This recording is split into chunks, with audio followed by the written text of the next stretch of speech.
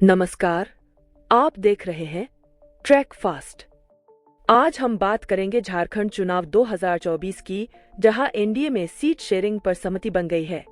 आइए जानते हैं इस बड़े राजनीतिक घटनाक्रम के बारे में विस्तार से।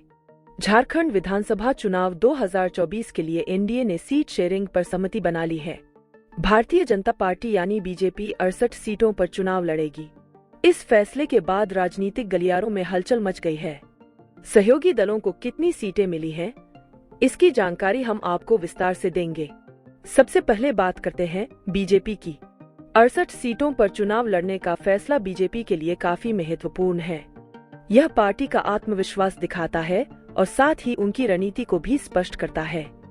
बीजेपी की इस घोषणा के बाद झारखंड की राजनीति में नया मोड़ आ गया है। अब बात करते हैं एनडीए के अन्य सहयोगी दलों की। आजसू पार्टी को 12 सीटें मिली हैं। आजसू पार्टी का झारखंड में महत्वपूर्ण प्रभाव है और उनकी सीटों की संख्या इस चुनाव में निर्णायक साबित हो सकती है। एलजेपी यानी लोक जनशक्ति पार्टी को 5 सीटें मिली हैं। एलजेपी का झारखंड में सीमित लेकिन मजबूत जनाधार है। इसके अलावा एनडीए के अन्य छोटे दलों को भी सीटों का बंटवारा हुआ है। हर एक दल को उनकी जनाधार और वोट बैंक के आधार पर सीटें दी गई हैं।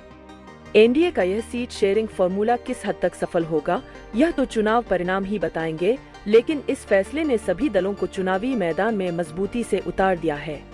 इस बार के चुनाव में एनडीए का मुख्य लक्ष्य झारखंड में सत्ता में वापसी करना है।